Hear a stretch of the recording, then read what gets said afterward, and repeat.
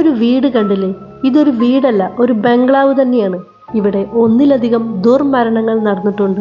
അതുകൊണ്ട് തന്നെ വർഷങ്ങളായി ഈ വീട് അടച്ചു കിടക്കുകയാണ്. സ്വത്ത് കൈക്കലാക്കാൻ അനിയൻ ഏട്ടനെ ആദ്യം കൊന്നു. കുറച്ച് ദിവസങ്ങൾക്ക് ശേഷം അനിയൻ മരിച്ച നിലയിൽ ആ വീട്ടിൽ തന്നെ കണ്ടെത്തി. അപ്പോൾ എന്തൊരു ദുരൂഹതയില്ലേ?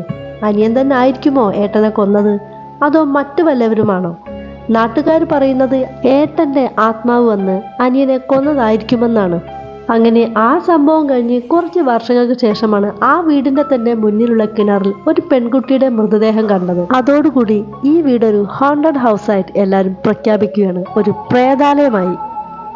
ഒരു ദിവസം ഏട്ടന് അനിയും വാക്തർക്കം ഒത്ത് ലാസ്റ്റ് കയ്യാങ്കളിയായി. അങ്ങനെയാണ് അനിയ ഏട്ടനെ കൊല്ലുന്നത്. ഈ ഒരു പറമ്പിലാണത്രേ അന്ന് കുഴിച്ചിട്ടത്.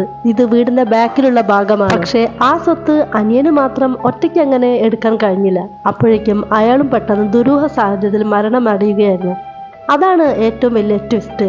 ഏട്ടൻ അനിയനെ കൊന്നതാണെന്നും ഏട്ടന്റെ ദുരാത്മാവ് ആ വീട്ടിലെങ്ങും ഇപ്പോഴും അലഞ്ഞു നടക്കുകയാണെന്നും ഏട്ടനും അനിയനും രാത്രികാലങ്ങൾ വാക്തർക്കം നടക്കാറുണ്ടെന്നും ഇപ്പോഴും പുറത്തേക്ക് കേൾക്കാറുണ്ടെന്നാണ് ജനങ്ങൾ പറയുന്നത്.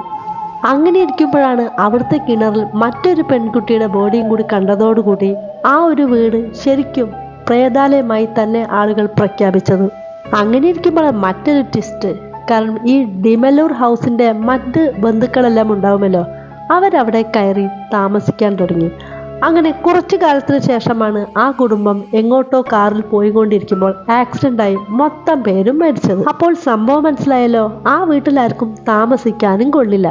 മൊത്തത്തിൽ പ്രശ്നം തന്നെയാണ് ആ വീട്. അങ്ങനെ ഇതൊരു ഹോണ്ടഡ് ഹൗസ് ആയതിനു ശേഷം ടൂറിസ്റ്റ് എല്ലാം വന്നു പോകുന്നുണ്ട്. ആ ഇടയ്ക്കാണ് കുറച്ച് യൂട്യൂബേഴ്സ് അവിടെ ഒന്ന് സെർച്ച് ചെയ്യാൻ തീരുമാനിച്ചത്. അങ്ങനെ രാത്രിയിൽ അവരവിടെ ശ്രദ്ധിച്ചപ്പോഴാണ് അവർ കണ്ണു തള്ളിപ്പോകുന്ന ചില കാഴ്ചകൾ അവരവിടെ കണ്ടത്. നമുക്കൊന്ന് കണ്ടാലോ?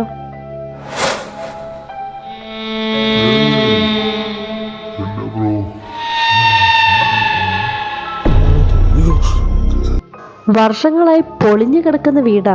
അവിടെയാണ് രാത്രിയിൽ ആത്മാക്കളെ പോലെ തോന്നിപ്പിക്കുന്ന 2-3 പേരെ കണ്ടത്. അതും ആ വീടിലെ ചുവരിൽ കുറച്ച് ഫോട്ടോസ് വെച്ചിട്ടുണ്ട്. ഒരു തൊപ്പിയിട്ട ആളും അതിൻ്റെ കൂടെ ഉണ്ടായിരുന്നു. അതേപോലെ ഇതിലും കാണാമായിരുന്നു. സത്യം പറഞ്ഞ ഹോണ്ടഡ് ഹൗസ് ആണെങ്കിലും ആ ഫോട്ടോയിൽ കാണുന്ന അതേപോലുള്ള രൂപങ്ങളെ കണ്ടപ്പോഴാണ് അവർ സത്യത്തിൽ അമ്പരന്ന് പോയത്. എന്തായാലും അവകാശികൾ ആരുമില്ലാതെ ഇന്നും ഡിമലോ ഹൗസ് എന്ന ആ ഹൗസ് ഒരു ഹോണ്ടഡ് ഹൗസായി കിടക്കുകയാണ്.